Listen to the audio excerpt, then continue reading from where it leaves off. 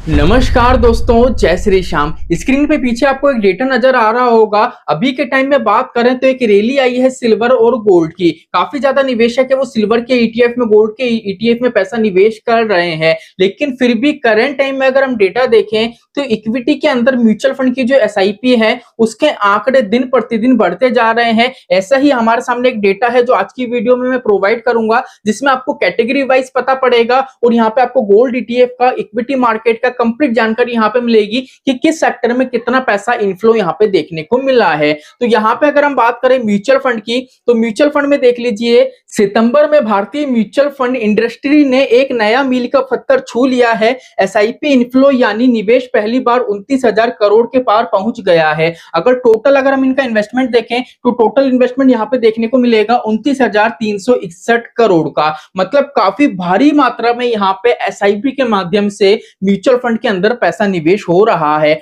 अब यहाँ पे अगर हम बात करें कि सर यहाँ पे उछाल देखने को मिला है तो किस किस सेक्टर में मिला है, अगर यहाँ पे हम बात करें नेट इक्विटी इनफ्लो, अगर इक्विटी इनफ्लो की बात करें अगस्त महीने में जो था 33,417 करोड़ का, यहाँ पे थोड़ी कमी हमको देखने को मिली है 9% की सितंबर महीने में। और टोटल इनका जो इनफ्लो हो चुका है वो आउटफ्लो में थोड़ा कन्वर्ट हो चुका है, वो हुआ 30,405 करोड़ का। मतलब 9% की यहाँ पे कमी देखने को मिली है। लेकिन यहाँ पे हम एसआईपी की बात करें तो एसआईपी का अगस्त महीने में देख लीजिए 28,000 करोड़ का टारगेट था, इनका टोटल वैल्यूएशन था। और अभी के टाइम में सितंबर की अगर हम बात करते हैं तो 29,361 करोड़ का। मतलब यहाँ पे काफी ज्यादा नए एसआईपी अकाउंट आए हैं और इन्हें एक नया रिकॉर्ड रच लिया है। चलिए इसके बाद अगर हम कुल एयूएम की बात करें तो अगर अगस्त से सितंबर को कंपेयर करेंगे तो एयूएम में थोड़ी बहुत बढ़ोतरी आपको देखने को मिलेगी, क्योंकि यहाँ पे एसआईपी का इनफ्लो हमको देखने को मिला है। एसआईपी का इनफ्लो हुआ है बिकॉज मार्केट में नए एनएफओ आए हैं। एनएफओ का जो एनएवी प्राइस होता है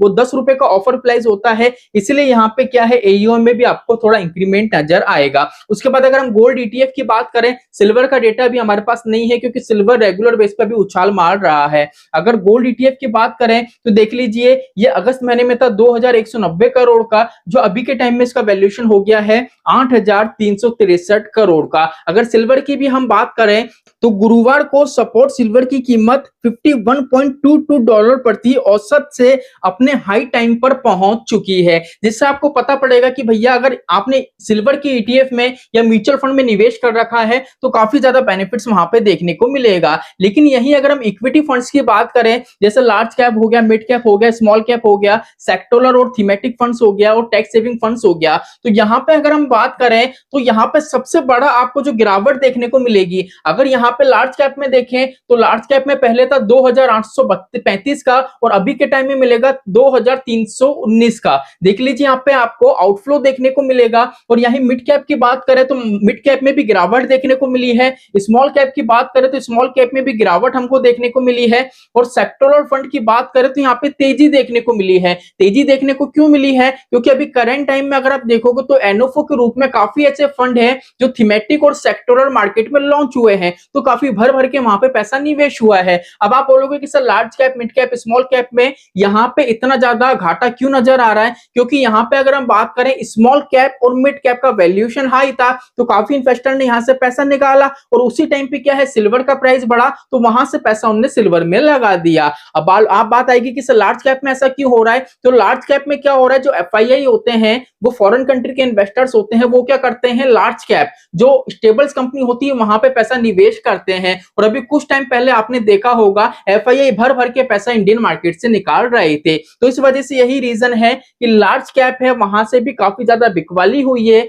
हमारे जो इन्वेस्टर्स हैं इंडिया के अंदर उन्होंने काफी ज्यादा पैसा निकाला है और क्या करा है, उनको सिल्वर के अंदर काफी ज्यादा निवेश करा है। इसके बाद यहाँ पे अगर आप देखोगे ईएलएसएस फंड, तो यहाँ पे तो आपको आउटफ्लो नजर आएगा, जितना इन्वेस्टमेंट था उससे भी बिल्कुल काफी ज्यादा घाटा यहाँ पे नजर आएगा। तो यहाँ पे कंप्लीट मैंने आपको बता दिया है। अगर इस तरीके से आप निवेश करते हो कि स्मॉल कैप अच्छा चल रहा है तो स्मॉल कैप में मैं आ गया, मिड कैप अच्छा चल रहा है तो मिड कैप में चले गया, अगर पूरा इक्विटी मार्केट सही नहीं चल रहा है तो मैं गोल्ड में चले गया, सिल्वर में चले गया। अपना इन्वेस्टमेंट अगर आप बार बार स्विच करते हो ना तो पहली चीज तो फ्यूचर में कंपाउंडिंग का बेनिफिट आप नहीं उठा सकते। अगर एक बार आपका पोर्टफोलियो क्रिएट हो गया ना तो उस पोर्टफोलियो को टाइम दो, लंबे समय के लिए छोड़ दो। नया पैसा आए तो आप शायद सिल्वर में निवेश करो, गोल्ड में निवेश करो, लेकिन जो आपका पुराना इन्वेस्टमेंट है उसके साथ किसी तरीके की छेड़छाड़ मत करो, तब जाके तो फ्यूचर में आप कॉर्पस क्रिएट कर सकते हो, अदरवाइज म्यूचुअल फंड से आप पैसा नहीं बना सकते हैं। तो आई होप आज का वीडियो आपको अच्छा लगा होगा, कंप्लीट डेटा मैंने आपके सामने रखा था। तो चलिए आज के लिए इतना ही, मिलते हमारी नेक्स्ट वीडियो में। जय श्री श्याम दोस्तों, जय श्री राधे।